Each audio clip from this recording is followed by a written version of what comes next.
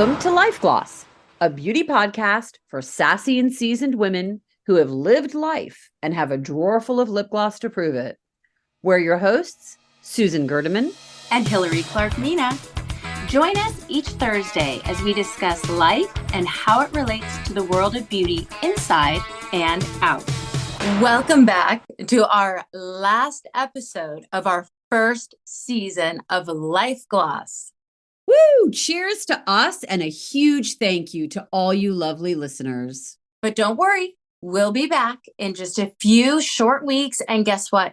We're coming back to you with video so we can show and tell everything that we've been talking about. You guys have asked for it.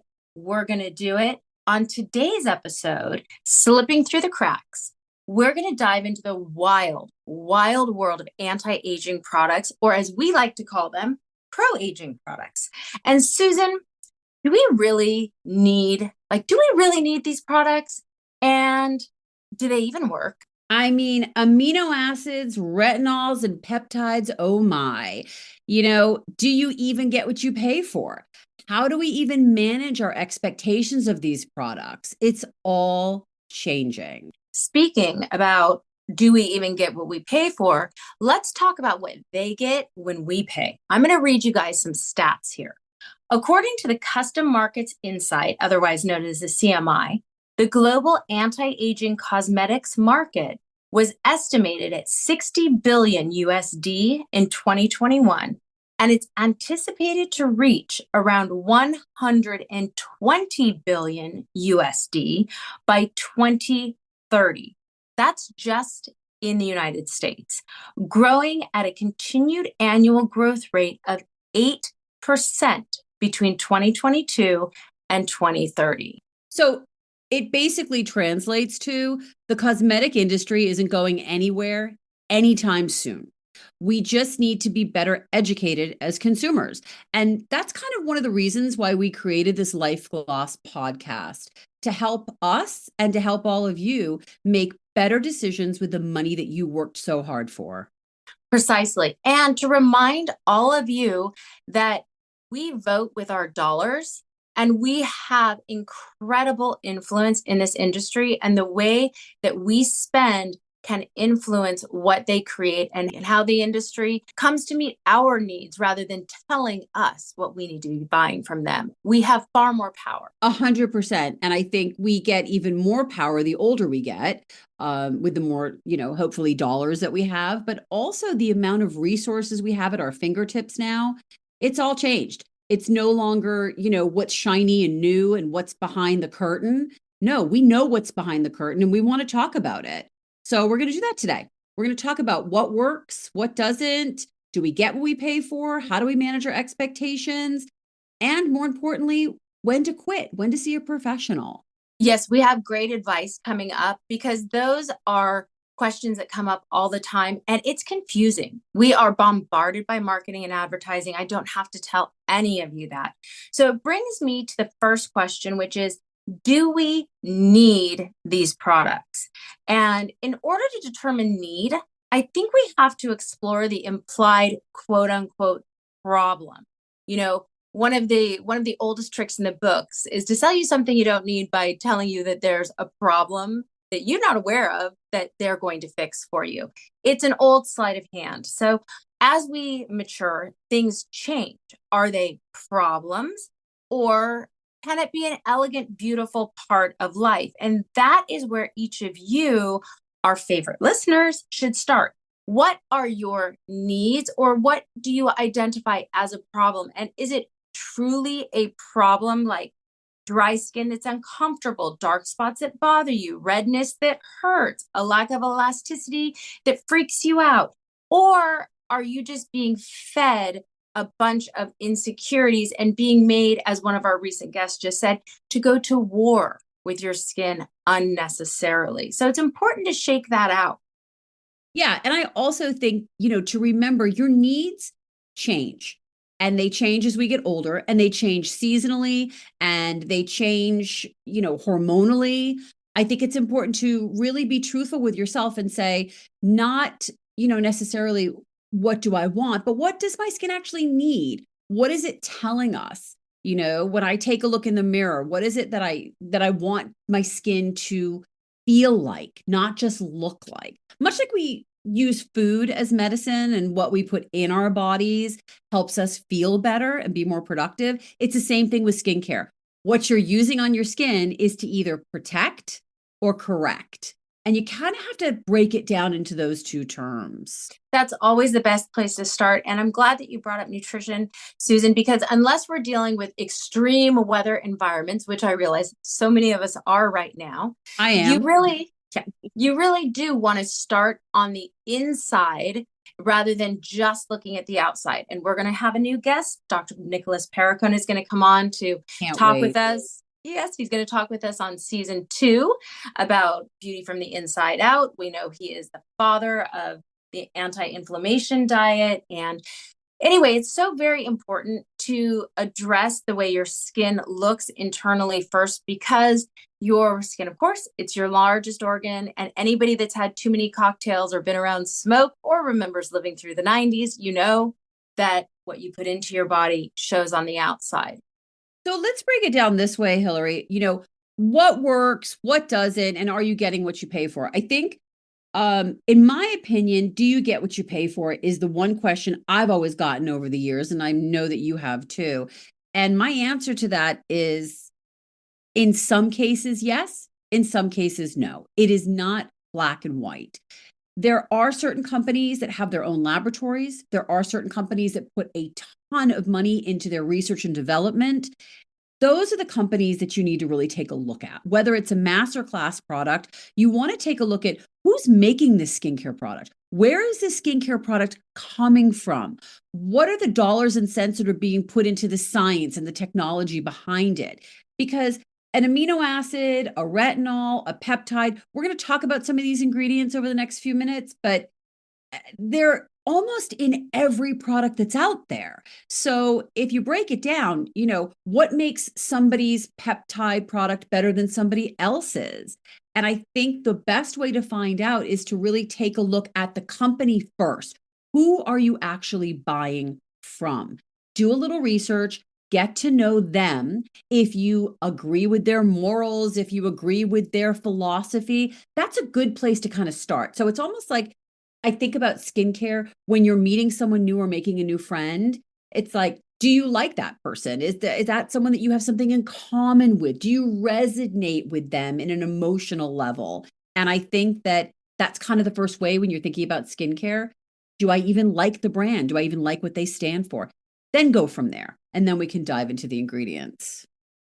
Very important point. And to your point, doing the research is really important. When you look at skincare brands and you're trying to determine if they're a fit for you, usually there's, the brands that are science backed, and then there are brands that are nature backed or more natural brands. And a lot of brands will say we're science plus nature. That definitely is a thing. You want to look at their DNA. You want to look at their pedigree. You want to look at their run. Now that could be misleading, because that would sound like I'm saying, oh, you want to look at a science brand that has a lot of clinicals. I like some clinicals, and I do believe in reading clinicals. I do believe in the science. However, when they talk about a proprietary ingredient, that could be Mhm. angel tears and moon water. So when somebody's Yeah. charging me $400 for proprietary ingredient and not telling me what's in it and telling me clinical studies showed this, that's where I start to get a little nervous. I know I'm going to get myself in trouble here, but you want to really take a look at that. And equally, when you're looking at a natural brand, you want to look at where they source and they how they manufacture those raw ingredients. Is it heat? Is it cold? Is it pressing? And what is their integrity? So Yeah. we're going to teach you how to read labels in season 2 and how to dive into and do a little detective work with brands. But you brought up a really good point, Susan. Yeah, I think you do need to do your research, and I think you need to understand who you're buying from. And to your point, ingredients are ingredients. C is C is C, vitamin B12, etc. Those are ingredients. Every company has access to raw ingredients.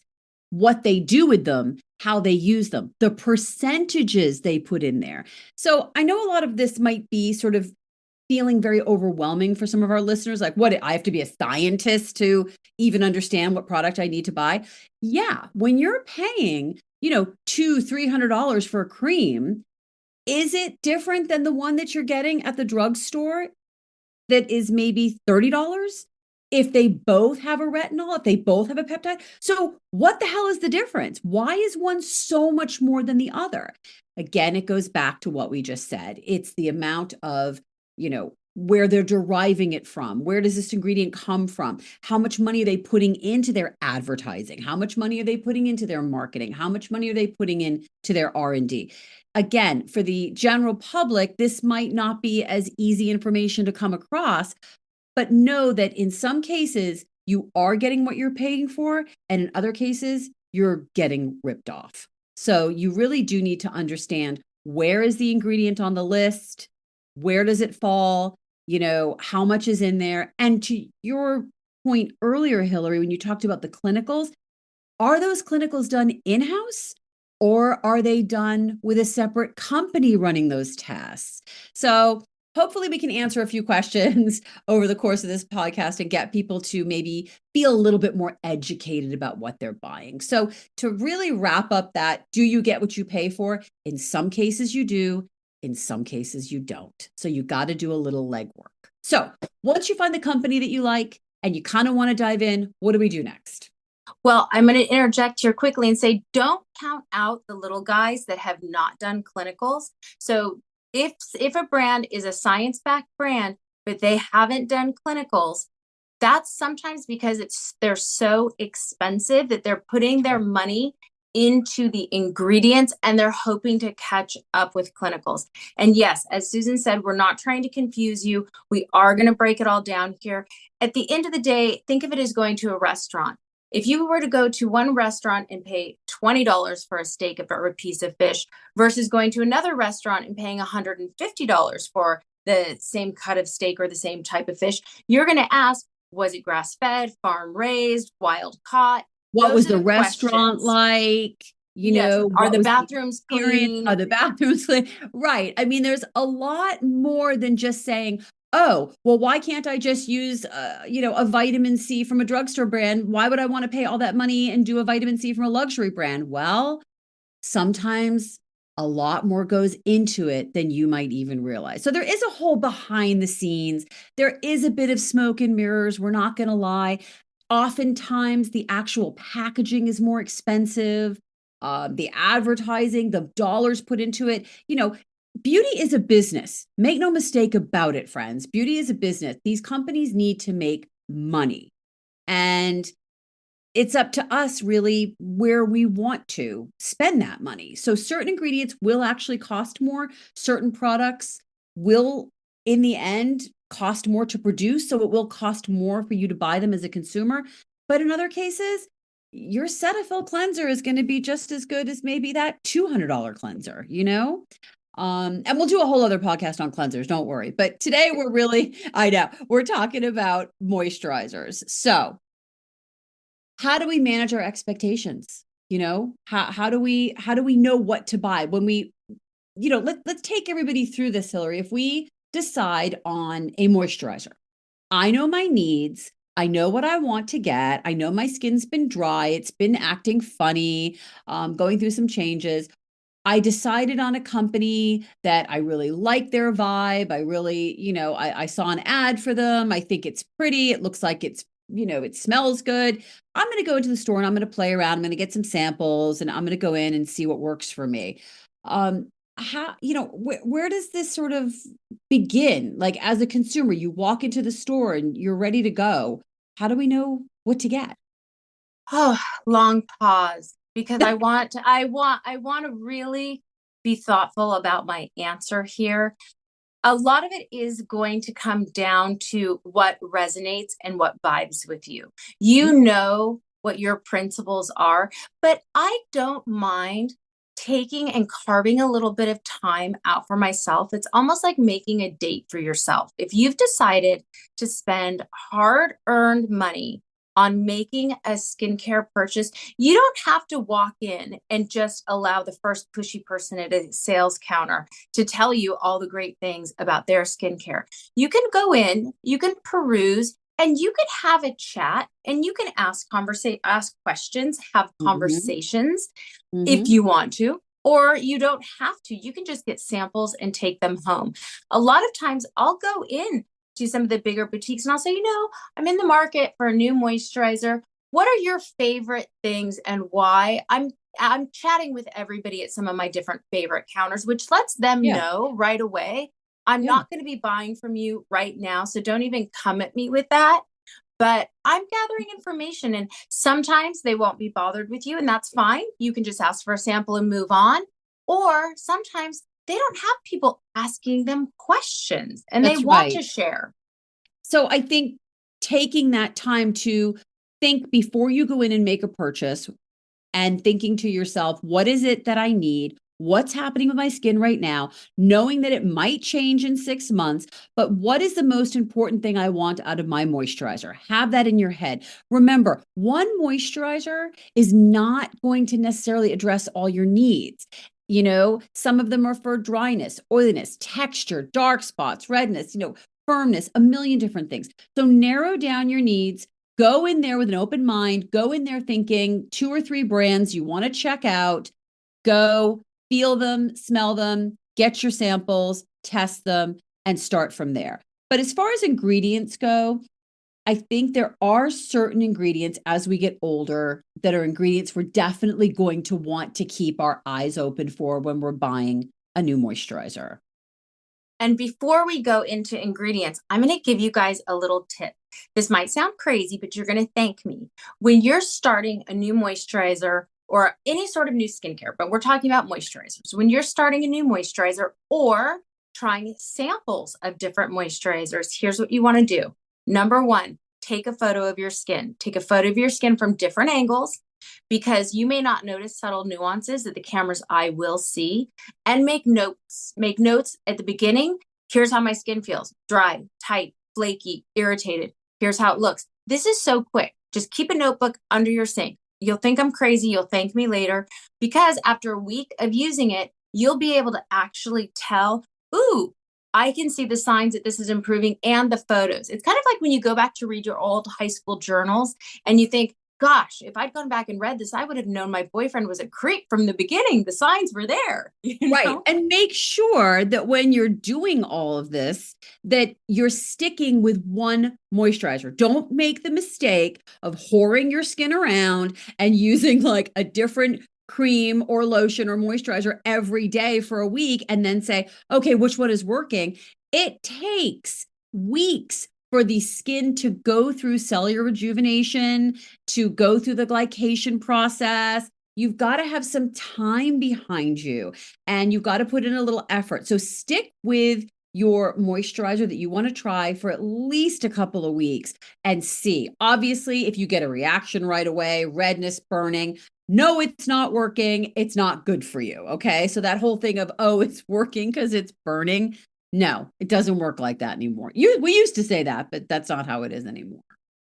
Precisely. And when Susan says it takes time to go through the glycation process, she's talking about the stiffening and the brittle loss of elasticity and some of the broken collagen and elastin fibers that glycation causes. While Yeah. to reverse all of that, glycation starts, very deep within the collagen and elastin. It gets stiff and brittle. So it takes So, some time to soften that back up and right. reverse that. So That's some of you right. may have heard that word for the first time and wondered what we were talking about. Yeah. So So what are some of the top ingredients that we're looking for in moisturizers today in both mass and class, by the way? So your drugstores and your department stores, specialty doors, even your clean beauty brands are going to include some of these ingredients. So once you find the brand that you like, you go in, you pick your product. So let's talk about some ingredients that we believe are really important for women after 40 to have in a really good everyday moisturizer.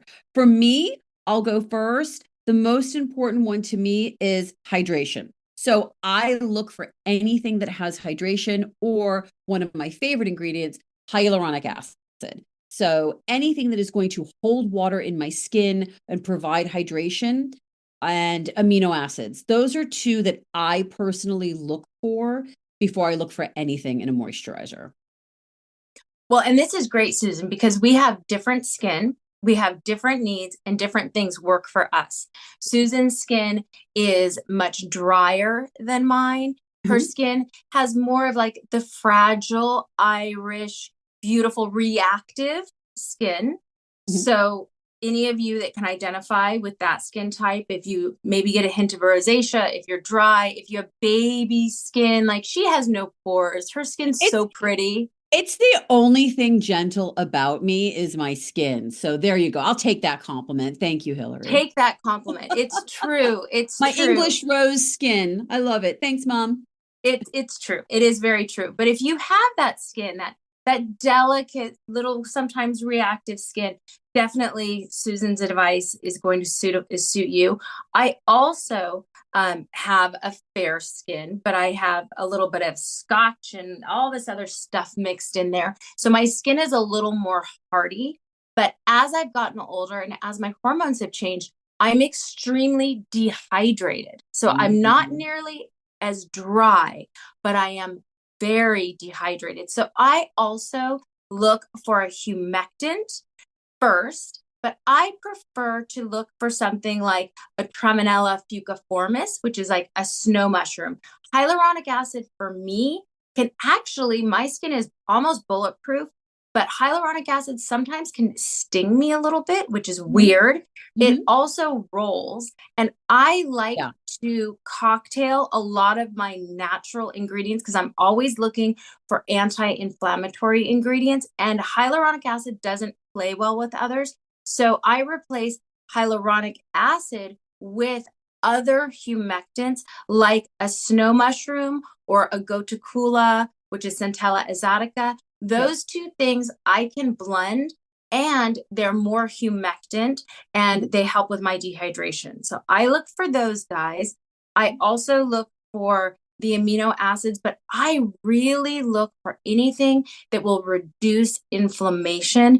And for that, I'm looking at CoQ10, alpha Yes. lipoic acids, Yes. algae. My skin loves an algae. Anything from the ocean, my skin loves. And I'm interested. I find peptides are fascinating. We're going to dive into those in another episode. Yeah, it really is a Um, separate episode, but they Total. can you have to be very careful with peptides. I find Mhm. for myself, I like them, but I have to be very careful when and how I use them. It's not something I can use every day, much like a retinol or any type of an acid, whether it's lactic, salicylic, etc., any of them, exfoliation on my skin.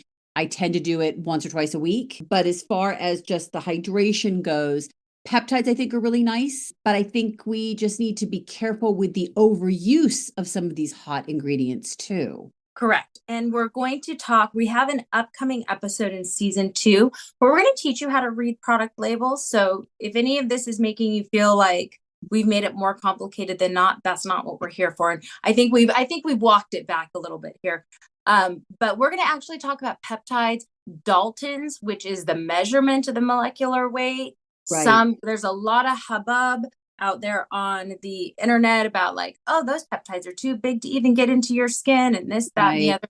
We're going to dive into that. We're going to bring some experts on. We always want you putting your money where it's worth it, but there are delivery systems too. So you don't have to be the expert, but we are going to give you things to look for. One of the main things that is important is to not over exfoliate more mature skin Yes. Be because very that's going to careful. set you way back and you're going to then feel like, well, my moisturizer isn't working. My skin is so dehydrated, it's so rough and dry. That Mhm. client for me is often someone who's over exfoliating and actually has like a little micro scab. So Yes. don't scrub. No, don't scrub and be very careful.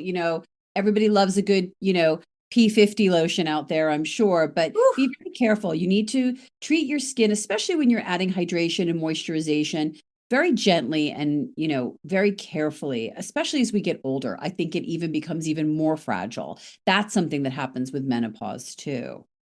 And here's one point that I think skincare companies don't talk about often enough. When your skin is well hydrated with humectants, with ceramides, it's Mhm. going to plump up. So Oh, a yeah. hydrated skin is going Looks to less plump. line. Yeah. Less Yeah, lines, less wrinkles. Hello. right. So, yeah, It's that simple. it When is you're that looking, simple. yeah, so when you're looking for a moisturizer, try it, sample it, and if it hydrates your skin in a way that you like the feel, some people like a sticky feel, some people want to Right. feel nothing, but if it Right. hydrates your skin in a way where you like the after feel, then you found something good for you. Stick to it. Yeah. And I should say this too, because I think you know, or most people that know me know this, I'm a huge advocate of oils, facial oils, body oils. I'm like, there isn't an oil that I don't like. That is a separate episode. We will be talking about oils as well, because that is a different category. But on today's episode, we just wanted to focus on just the real, simple, straightforward. What do I look for in a moisturizer? How do I select one?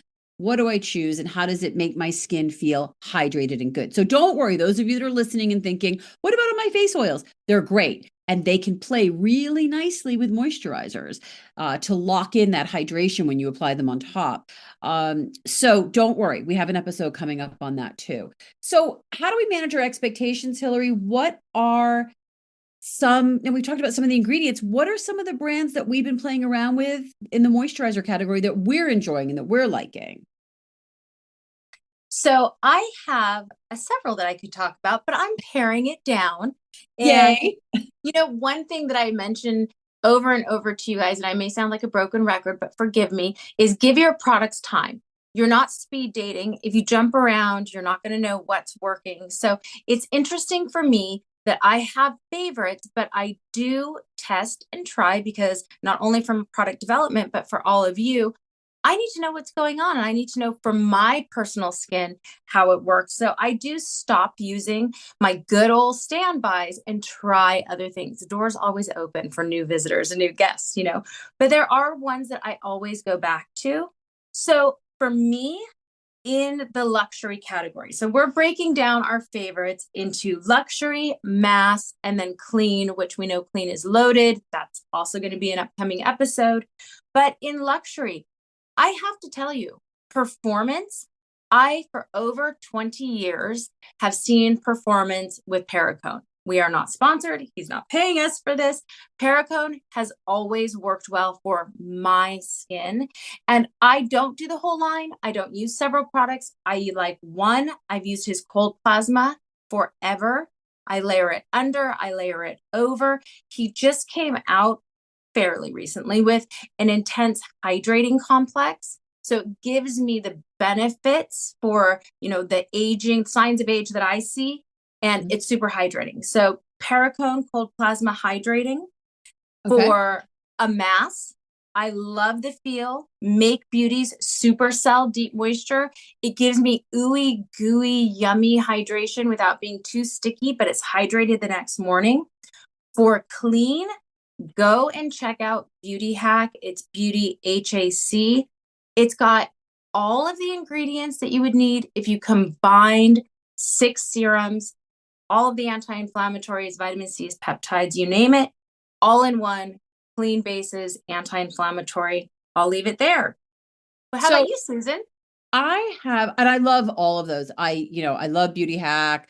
I've not tried the Make Beauty, so I'm going to take a look at that. And of course, anything from Dr. Perricone is an excellent, excellent product. As far as luxury for me, I go back and forth between two, and I'll tell you why. Because I find that one of the moisturizers I use is extremely active, and I have to be careful with it. If I use it too much, my skin doesn't like it. Whereas the other one I can use every day and just lather in it, and it's so gentle, and I just love it. Now, this is going to come with a little warning. Both are definitely on the expensive side. But I find that a little goes a long way. I know that sounds like so cliche and ridiculous, but with these two moisturizers, a little does go a long way. And I go back and forth. So the first is the Augustinus Botter. I know everyone talks about it. It's everywhere. It's been out for a few years now. I love it. I think it's a great moisturizer. I love the packaging. I love that it's a pump. I find that a lot of my creamy lotions I do like in a pump just because I feel they stay cleaner and last a little bit longer. He has an ingredient, amino acid based ingredient, the TFC8, which is excellent. And I do notice a difference. My skin feels very smooth, it feels super hydrated. But again, if I use it too often, I will get irritated. So I bounce around with Sicily Ecological Compound. That one is an oldie but a goodie. It's been around forever. It feels almost like a water lotion going on, but boy, is it hydrating and smells amazing. It has one of your favorite ingredients in it, Hillary, the Centellica asiatica. It is super hydrating. It's got rosemary, ginseng, hops. I love Sicily as a luxury skincare line, not just because of the quality of the ingredients, but they do a really nice balance between somewhat clean, holistic ingredients and science. They work for me. There really isn't a product that Sicily makes that I don't love. So I'm a huge, huge fan. So those are my two luxury ones. For mass, it's no surprise, La Roche-Posay. I love the whole Toleraine line. It's for sensitive skin. The one that I have been testing and trying though recently for the past month is a new one, the Substain Riche Cream that just came out. It has a new ingredient in it called proxylene. Hopefully I'm saying that right. And I believe that is a sugar derived ingredient. It helps with volume, glycation, plumpness. I have to say, it has a really nice texture. It's very soft. It's very velvety feeling, very riche and velvety without being greasy. So if you're looking for a moisturizer in the mass market that's not greasy, I really like this Substain Riche Cream from La Roche-Posay. For clean, no surprise here. I do like Tata Harper. I got a great facial from her when she first launched the brand years ago, and really just a wonderfully nice person. And I love her integrity. I love how she took doing the whole clean beauty and growing her own ingredients and really pushing it to the extreme and bringing it into a luxury market. She really did a great job on that. And there's a product that she makes, it's a moisturizer that I tend to use in the summertime or when I want a little more exfoliation, and that's the Tata Harper Water Lock. It's really nice. It does have a lactic acid. It's a shea butter base. I should say I'm a huge fan of shea butter. It also has some arnica in it, which I really like. It's very healing. I think that's an exceptional hydration product. You were talking earlier about dehydration. I find this one gives a little exfoliation and a whole lot of hydration. So those are the ones that I'm kind of grooving on right now that I think make my skin feel really good. They keep it hydrated, they keep it happy. And really, what more can I ask for than having happy skin? That's what it's all about. Keeping the skin happy. We want that happy homeostasis. We don't Yeah, want to over scrub, over acid. You can't burn them off unless you're doing it in a doctor's office with a laser. And even then, you want to calm it exactly. right back down. So Yep, at yep. home, just think of it. You want a calm, serene, chill household. Your That's skin right. is the same way. That's right. So, Calm, oh, peaceful skin for 2024. We want peace in the world and we want peace on our skin. that's right. Yeah, that's Yeah. right. And with that, that is a wrap on season 1 of Life Woo! Gloss. Ah, we have We so did much it. we did it. We did it. And we did We it with did it. all of you. We've grown and met so many Oh, of you. thank And you. thank you. Thank you. And thank you for Thank you. communicating with us. We read every little Really. thing.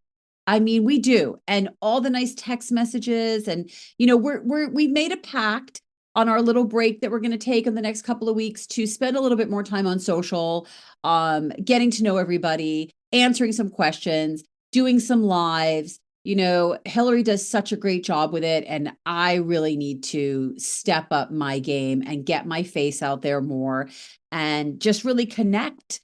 We want to bring Life Gloss to the masses, to everybody, and make everybody feel welcome in our podcast. And hopefully we can do that through some of our socials. So hop on and find us. Where can they find us, Hill? Where can people find us? Ooh, well, they can find us at Life Gloss Podcast on Instagram and TikTok. Our website is lifegloss.com, but it's life-gloss.com. lifegloss.com. So you can find us there. You can listen to us. Please do share our podcast. I was noticing the other day that when I query and search beauty in Spotify, we're not coming up at the top above the fold on the page. And that's kind of our goal. We want to get out there, Yeah. and we So want if you we like want to us, be able to help.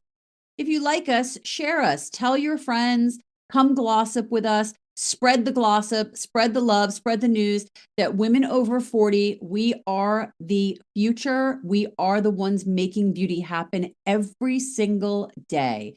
So let's all support each other. Let's get together and get ready for next season. Yeah. It's going to be hot. It's going to be hot. Yeah. And we're on your side. That's the thing. Yes. We may have come from the beauty side, but girls, ladies, gentlemen, everybody Yep, out there, we're on your side now. that's right. So come glossip with us. All right, Susan, stay glossy. Stay glossy, Hillary.